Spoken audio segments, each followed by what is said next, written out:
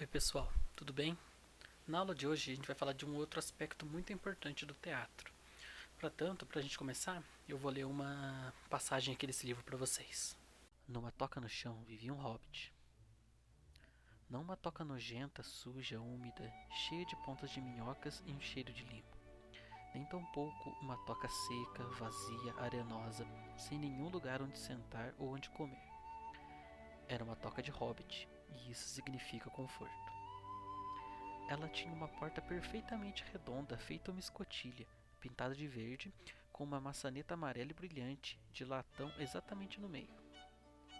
A porta se abria para um corredor em forma de tubo, feito um túnel muito confortável, sem fumaça, de paredes com painéis e assoalhos azulejados e acarpetados, com cadeiras enceradas e montes de cabideiros para chapéus e casacos. O hobbit apreciava visitas. O túnel seguia em frente, continuando quase, mas não totalmente, em linha reta, pela encosta da colina. A colina, como toda a gente por muitas milhas e milhas ao redor chamava, e muitas portinhas redondas se abriam a partir dele, primeiro de um lado e depois do outro. Nada de segundo andar para o hobbit. Quartos, banheiros, adegas, despensas, muitas delas, armários. Ele tinha cômodos inteiros dedicados a roupas, cozinhas, salas de jantar, todos ficavam no mesmo andar e, de fato, na mesma passagem. Os melhores cômodos estavam todos do lado esquerdo de quem entrava, pois esses eram os únicos a ter janelas fundas e redondas que davam para o jardim dele e para os prados mais distantes, que desciam até o rio. Esse era um hobbit muito bem de vida, e seu nome era Bolseiro. Assim começa a trajetória do Bilbo Bolseiro em O Hobbit, do Tolkien. Como vocês puderam perceber pela descrição e pelas imagens, o trabalho feito para os filmes foi bem semelhante ao que é descrito aqui na publicação. O cenário ele é muito importante para ambientar o personagem, nos mostrar em que época se passava, em que situação o personagem se encontrava, entre outras coisas. Vamos ver mais um pouco a seguir. Antes de fazermos uma atividade mais concreta sobre o cenário, vamos fazer uma experiência, tentar imaginar como seria uma construção de uma ideia, tá bom? Vamos lá. Em nossa primeira atividade, vamos exercitar a imaginação. Em primeiro lugar, feche os olhos. Agora comece a pensar em um local que você frequenta e que goste. Pode ser um cômodo da sua casa, como um quarto, sala, cozinha. Pode ser a escola ou um outro lugar que você queira imaginar. Imagine que você está no meio dessa sala. Tente pensar no que você vê à sua frente. Pode ser a televisão numa estante, uma pia ou quem sabe uma lousa. Olhe para o chão agora. Imagine o que deveria estar aí. Uma mesinha, uma carteira, um tapete. Agora imagine o que há do seu lado direito, depois do seu lado esquerdo e por fim o que há atrás de você. Pode abrir os olhos agora. Esse local que você acabou de escolher imaginar, ele é um cenário de algum momento da sua vida. Pode ser um momento que você estava em casa, como nessa época de isolamento que a gente está passando. Pode ser um dia que você estava na escola. Esses locais foram cenários de momentos da sua vida.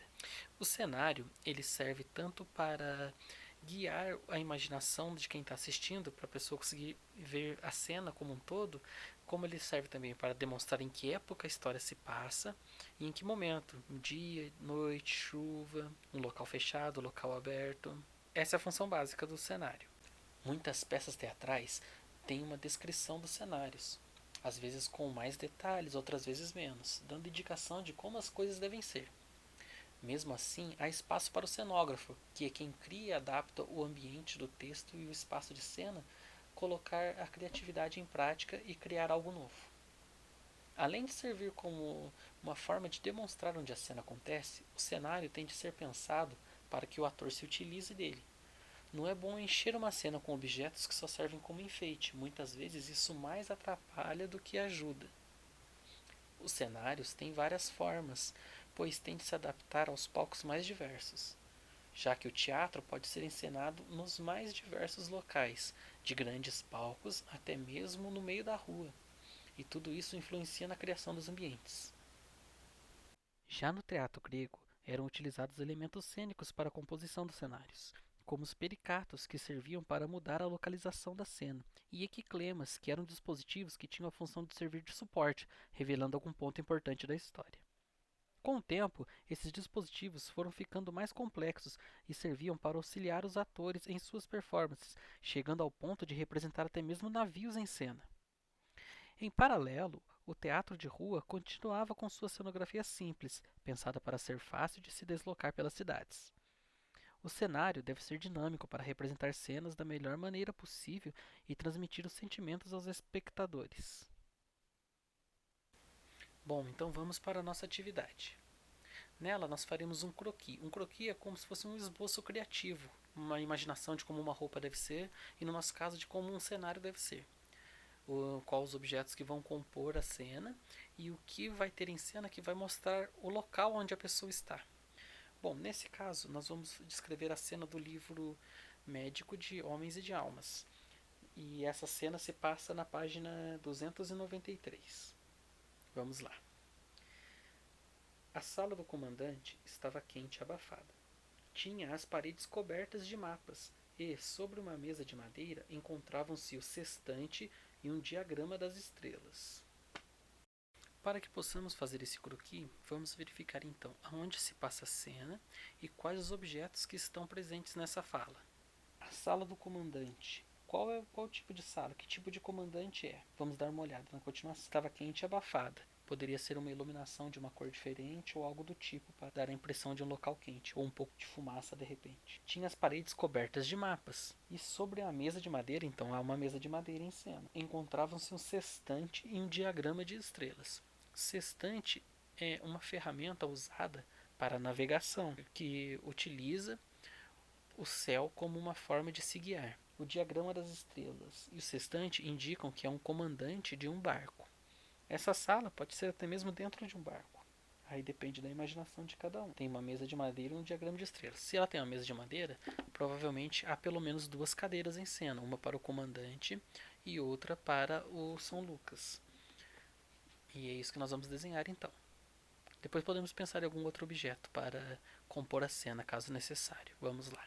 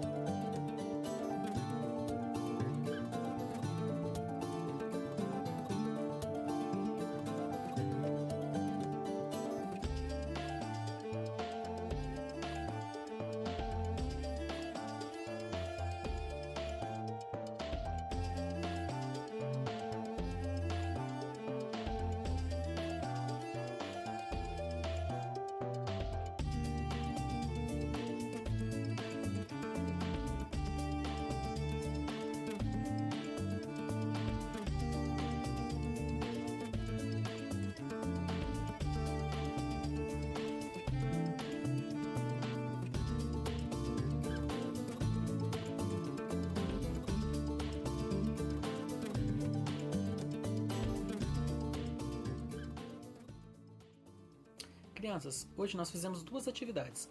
Uma com o croquis de uma montagem de uma cena, e o segundo foi uma maquete da mesma cena. Você pode fazer qualquer uma das duas, não precisa fazer as duas, faça que você conseguir. Na próxima semana entraremos com uma nova matéria. E hoje foi para vocês terem um contato com o cenário, como que é a ideia de cenário, como que ele é construído, o que tem que ter no cenário. O cenário não pode ser construído de qualquer jeito, pensando só no que vai ser legal ter em cena. É isso. Na próxima aula nos vemos novamente. Tchau, tchau.